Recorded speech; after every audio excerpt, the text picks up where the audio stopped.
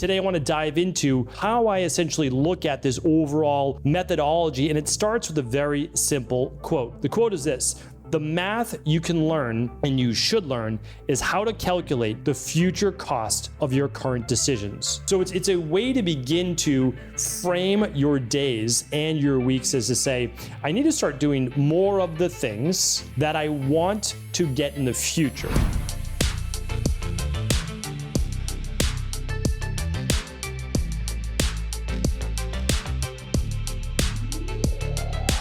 Hey everybody, welcome back to the show. We're here today, brand new Cabral concept. So glad you could join me. This is episode 2803 of the show. Today we're going to be talking about the future cost of your current decisions. Love being able to bring shows like this to you because as I'm mentally preparing for the week, as I typically do later on Sunday afternoon or Sunday night, I'm hanging out with my family and I'm just kind of going through the motions, just really gently, very easily as to what am I going to be setting as a plan for this overall week based on my 12-week year. And if you don't know what the 12-week year is, I'm happy to link up additional episodes on that formula because I will tell you right now, it is one of the most life-changing formulas for scheduling your years, your quarters, your months, and your weeks that I've ever seen before in my life. So I'm going to link that up, very simple podcast on how to implement that. Head on over to stephencabral.com/2803. But today I want to dive into how I essentially look at this overall methodology, and it starts with a very simple quote. The quote is this: "The math you can learn and you should learn is how to calculate the future cost of your current decisions." So what does that even mean? When you hear quotes like this, they're fun to look at on Instagram or social media or whatever it might be. But oftentimes we just scroll through them and we're like, oh, that sounded like a really good quote. But we don't dive deeper on them. We don't really think about how that might apply to our life. So what I did was I right away, I kind of went to my journal, my thought-based process, and jotted down 5 or 6 or 7 different future costs that I could immediately think about in my own mind as how I try not to let these things slide into my life. Now, they might be very different for you. Okay, so I'm not going to say that they're not, but I've found at having seen now hundreds of thousands of people in our practice that these are ones that a lot of people let slide. And the problem is when we begin to let them slide, what happens? Well, no big deal for today, right? Probably not even a big deal for this week, maybe even not this month.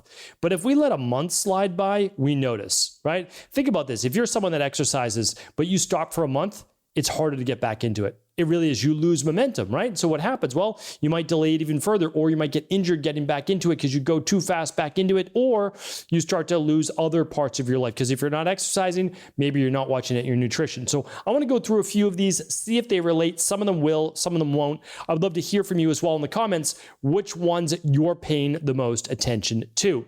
So the future cost of overeating is weight gain and an increase in all-cause mortality. Basically, it just makes life so much harder. There's more wear and tear on the body, on the joints. There's more oxidative stress, much more likely for cardiovascular disease, high blood pressure, type 2 diabetes, cancer, and much more. And so when I look at this, I say, well, yeah, I can overeat. There's a lot of my favorite foods. I could eat after dinner, all these different things, but I don't want the repercussions of that. Let's keep going. The future cost of not exercising is getting weak, tired, and being susceptible to low metabolic issues. None of those that I want, right? So that's why I have to do it today. All right, the future cost of taking it easy at your job is slow to no growth and a lack of financial security in the future for many people, right? Like that's how I have to look at it. If you're in a day-to-day job, you're in your cubicle, which I was way back in the day, 22 years old in a cubicle, didn't really enjoy it, but I had to look at it as I need to do well at my job here at the lowest, right? The lowest rung on the ladder so that maybe I'll be promoted, right? So because if I was to be promoted, well, then I'd be able to get more financially secure and I would do more of the work that I've been able to. Now, luckily for me, I just totally transitioned field-wise. I was working 2 jobs and I just said, you know what? I just cannot go back. I cannot live my life in a cubicle. I just couldn't do it. So I was already working as a nutritionist and personal trainer at night. And I just said, you know what, I'm going to go all in. I'll make less money, sure, but I'm living a really low cost lifestyle. My rent is really low. I commuted 45 minutes to an hour to work every day. So like I was living inexpensively outside of the city and I had to commute in. That was the trade-off. But that's what I did to be able to do what I loved. And in the beginning, yeah, I mean, I wasn't able to make a good living, but for me, I wanted to do what I wanted to do. I wanted to be able to share with people the knowledge of health, wellness, fitness. And I just believe that if you stick with something long enough and you're truly passionate about it and you're able to help people then get results because you've done it for long enough, you're going to be able to make a good living. So the future cost of not sleeping, not getting enough sleep, is low hormones, weight gain, low mood, and accelerated aging. I don't think anybody wants that, but you don't think about it, right? That one night when you're, I'm going to go to bed a little bit later, right? All right. The future cost of not prioritizing your relationships is being lonely when you get older, depressed, and missing out on a lot of your why. So again, some of these are for you, some of these are for me. And the relationships I have to understand is like, I could go all in on my fitness and my high performance health, my biohacking, all these other different things. I do them, right? I do them, but not like getting too wild on them, right? Especially like when I was starting a different business. If I had a family, 2 children at that time, which I have now, it would be difficult. It would be really difficult to be a good dad. And so I realized, well, at this point, at this phase of my life, I need to really be all in on my relationships, my family, because that's what's going to matter for the rest of my life, right? So eventually your kids may leave your home and you've had that time with them. That's the majority of the time. I know it's not great to think about, but that's the majority of the time. When you look at the hours spent, is that time. Now, if you set the stage correctly, properly, it's never too late, by the way, but if you set the stage properly, then you'll be able to have those great relationships the rest of your life. Hopefully you're doing the same with your partner, friends, whatever it might be. You can't spread yourself too thin, and that's why you need to prioritize a bit, but think about the future costs of not prioritizing those relationships right now. Think about that. All right, the future cost of not taking care of your health symptoms, the bloating, the gas, the fatigue, the skin issues, the headaches, whatever it might be.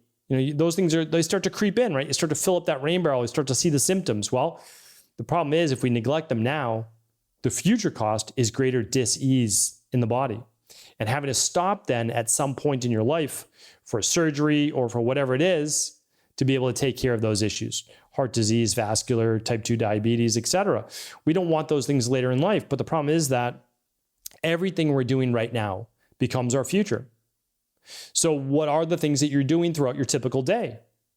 And that's why for me, what I try to think about is like, oh yeah, I'm doing my healthy breakfast, my healthy lunch, my healthy dinner. Yes, I'm doing 1 or 2 flex meals per week, but it's like, those are the things that add up. If I think about it, okay, I have about 27 meals per week, right? Sometimes I get in a couple extra smoothies, whatever it might be, before a workout. But when you look at it, let's say it's 27 different meals. Okay, well, if I'm on point for, or what would it be? 3 times 7 is 21. So 21 different meals for the week. Okay, so let's say I miss 2. 2 of them are cheat meals, whatever I want to eat. 19 out of 21. We're excellent, great. Okay, if I look at my workouts for the month, I try to get in 4 to 5 days per week. Ideally 5. I aim for 5. And if I get 4, I'm happy. But if I look at that, okay, 5 times, let's say 4 weeks, and there's typically an extra, 3 days or so per month, 2 or 3 days per month. So we'll add 1 in there. So I'm getting about 21 workouts or so, right? 21 workouts, 4 times 5 is 20, plus an extra 1 in there for the month, 21 out of 30 days. Not bad, right? If I miss 1, okay, no big deal. I'm at 20. So what am I at? Well, I'm at 2/3, right? I've done 2/3 of my days in that month. More days than not, I'm exercising, I'm working out. So it's a way to begin to frame your days and your weeks as to say, I need to start doing more of the things that I want to get in the future. So basically, if you take a future goal, nobody ever gets that goal. Like, that's the truth. I know it's kind of strange saying that, but like you say, I want to be in robust health. I want to optimize my health. Well, what does that even mean, right? Like, what does it mean to optimize your health? Well, nobody knows, except you want to feel like you have more energy. You have to define that, right? So what's optimal health? Well, optimal health for me, at least, is waking up with energy in the morning, not feeling groggy. It is being able to have enough energy for my family, for myself, exercise-wise, to be able to do my work, all of those things. Health for me is to be able to have really clear cognition, right? The cognitive ability to be able to recall when I'm speaking, to be able to come up with podcast topics, to be able to teach inside of Integrative Health Practitioner Institute, like whatever it might be. That's what I need to be able to do. So I have a whole list of these things. To me, that's what health is. Now, the problem is, like, I can't just wish for that as a goal. So my goal doesn't ever really come true. What comes true is me taking actions on a daily basis. And those actions would be, okay, going through the de-stress protocol, right? That's basically what it is, what I've been teaching. So it's the diet, the exercise, the stress reduction, the toxin removal, the rest, the emotional balance, the scientifically backed supplements, the success mindset. So I need to move through those on a daily basis. And what that does then is, in reference to my goal, if I keep doing the right things, I'm able to achieve that. And then you can bring that into your relationships, your career, weight loss, whatever it is. Like you can make that. But what happens is you're doing those things on a daily basis, or you're not. And if you're not, that's the future cost. So the future blessing is that if you're doing the things today, you're typically blessed then with a more successful life. Now, success is subjective. It's not for me to decide what's successful. I can only define success for me. You need to define success for you. So that's how we look at it. And then we say, are today's actions moving us closer to that successful life, those goals, by the actions that we take, or are we delaying it? And remember, no big deal. Like, that's the issue, is that the things that get you to your goals are not necessarily hard to do. But the other thing is that they're also easy not to do. And because they're easy not to do, meaning like cheat on your diet, not exercise for the day, not work on your relationships, not get enough sleep, not do all of the things that you're supposed to do.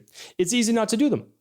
And at the same time, like, it's not that hard to go to bed a little bit earlier. Now, at certain points of your life, I get it. You're working 2 jobs like I was, or you're doing whatever it is. But that phase shouldn't last forever, right? So what it really comes down to is doing the redundant things that you don't necessarily want to do, that require discipline, that ultimately, though, leads to the happiness that you're looking for. Because if you tie happiness to success and you define what success is, ultimately you create that life that you're looking for.